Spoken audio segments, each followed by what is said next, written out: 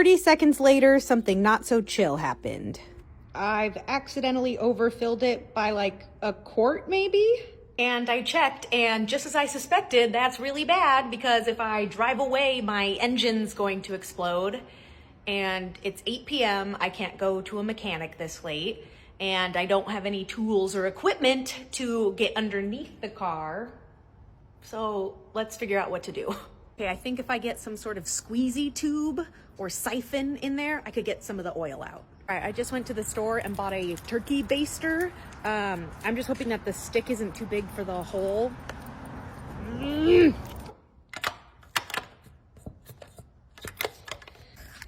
don't know why I thought this would work. It's late and I'm tired. And of course that's not gonna fit. I don't know the anatomy of Kia Optimas, okay? All right, so I just lime scootered to AutoZone and they recommended a siphon pump. So let's try that. Unboxing haul. This is the deluxe siphon hose, which is gonna save my ass right now. Okay. I overfilled my oil, so okay. I might need a full oil change. Yeah, cause so I admit that I was wrong and I don't deserve my dick. Really? Did you put your own roof on your house? Did you put your own shitter in? Did you run your own power lines into your house? How about your job? Did you put all those utilities in too? Did you pave the road to get there? Did you assemble the car that you drive nice and cushy with the fucking air conditioning? When it breaks, do you fix it yourself? Do you drive your own truck to bring your own groceries to the grocery store? No man has ever done anything for you. I'm pretty sure you're wrong, and I'm pretty sure that every single day, every minute of every day, you are benefiting from the work of some man. Hate to break it to you, sweetheart.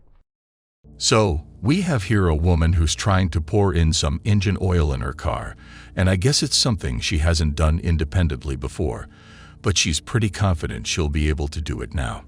She ends up overfilling the engine oil and starts freaking out because she doesn't know what to do next. She talks about how she knows if she drives away with the car opened up, and in this condition, her car will probably explode. She goes to the store and brings in a squeezy tube, hoping to get some of that extra oil out because she doesn't have any tools or access to a mechanic, so she knows she herself cannot get under the car to fix the problem, which she doesn't even know what it is. She tries to use the squeezy tube to suck out some extra oil, and it doesn't work. She then goes to AutoZone and gets a recommended siphon pump, hoping that will do the trick for her. In the next shot, she finally admits she doesn't know how cars and engines work, and that maybe she doesn't even deserve a car. It's quite typical of women to keep saying they know something when actually they don't. They have a hard time facing rejection, and they have a hard time admitting they don't know how to do something. This example was even stereotypical because girls and cars really haven't historically made a good match. Instead of calling a guy, maybe her brother, father, boyfriend, husband, or even a male friend or a colleague knows more about cars and will happily her out within 30 minutes. She's trying to use things such as squeezy pipes to get that extra engine oil out of her car. Then we have another lady who knows how it is and understands the truth and reality. She's basically responding to a woke feminist's message that says something like no man has done anything for her ever in her life in a condescending way. And this woman totally schools and humbles her on it. She responds by saying that was it she who put the roof on her house? Was it her who put the power lines in her house and her neighborhood? And what about her own job?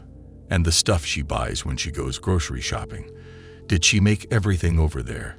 Did she assemble the comfortable and cushioned heated car seats and made them from scratch and implemented technology in it that includes the air conditioning in the car, the push start button, the wipers, the engine, and everything else?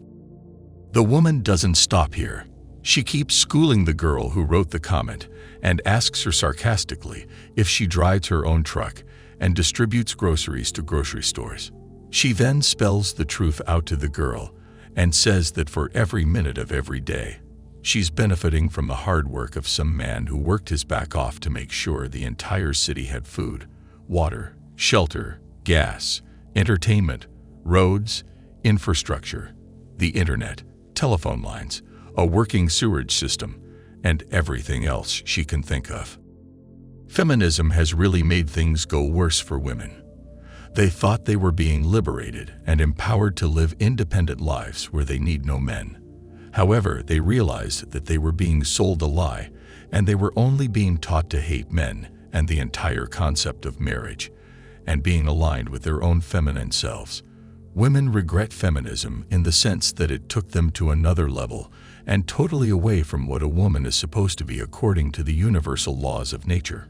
A woman is supposed to be a caregiver, a nurturer, and someone who can raise families. There's a reason why it's women who have the biological power to give birth, and not men. But when women go against their own nature for too long, it begins to disturb them.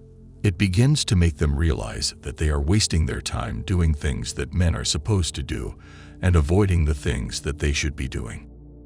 Men don't go about trying to raise children and become feminine to care for children. They're perfectly happy being who they are and doing what they're supposed to do, to be providers and protectors. They don't try to become women or take on the responsibilities of a woman. A woman wanting to be the provider is like a man complaining about his inability to give birth to a child. So while feminism did bring a lot of growth for women and empowered them to pursue better and more independent lives, feminism failed to draw a boundary between the level of independence and freedom of being. It made women want to become men and eventually despise men for being masculine. Yes, feminism hates masculinity. That's the real truth. Also, if you go through social media today, you'll see tons of videos from women who are hitting the wall and realizing how wrong they were to not start their families early on and settle down. They're complaining about how men are not giving them the attention and validation that they used to, and instead are choosing younger women to start families with. All in all, feminism couldn't liberate women like it set out to because liberation isn't financial freedom.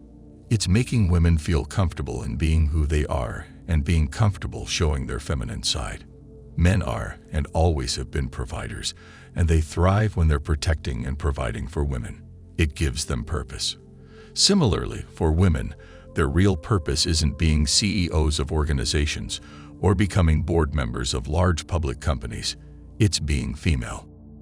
Over time, what happened was that more and more women chased their corporate dreams, thought that they could take over men's roles in society, and practically waste away their fertile and prime years in either pursuing a career or chasing the stereotypical bad boys.